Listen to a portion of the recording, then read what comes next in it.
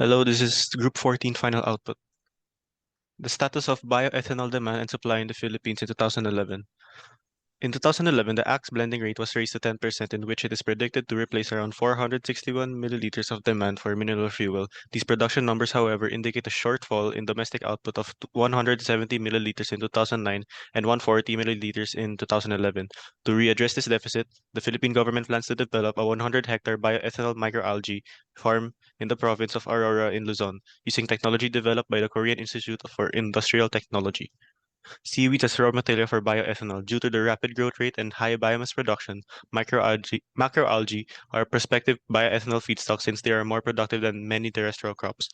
The high yield of macroalgae is due to their capacity to absorb nutrients throughout their whole surface area, their ability to use less energy than terrestrial plants to produce supporting tissues, and thus energy savings obtained from having no need for internal nutrient delivery. Seaweed fermentation techniques. The advantage of using macroalgae to produce bioethanol is undoubtedly its use as a renewable source, even though the cost is relatively high. Macroalgae have been researched to prove their reliability and higher yields compared to a number of other raw feedstocks. No pretreatment prior to fermentation was required, and yields from the unpretreated fermentation were even higher than the pretreated ones.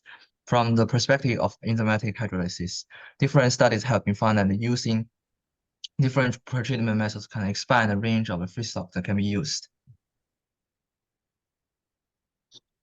The Sargassum species is a genus of seaweed found in the tropics, an abundant species of seaweed found in the Philippines. Despite that, there is no major commercial market for it and is at most used as animal feed. A new market using its unexplored potential will be able to reduce the pressure on fuel and food production. Using research from Japan that shows a production rate of 38 liters of biofuel per ton of it, combined with the availability of production resources, it is realistic for the Philippines to be able to create a new mariculture industry.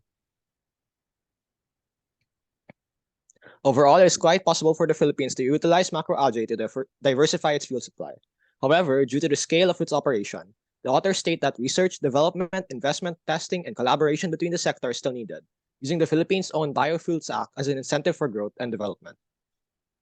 The importance of the Philippines, exploring the hidden potential of macroalgae could not only expand the existing mariculture industry in the Philippines, but also allow for more choices in fuel use and provide assistance for the development of new energy resources and reduce dependence on import fuels.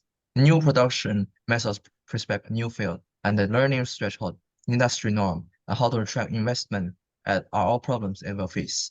The Philippine Biofuels Act provides the stage for this field, stimulating the development and capital attention for the macroalgae project by encouraging the reduction of fuel imports. Thank you. Thank you. Thank you.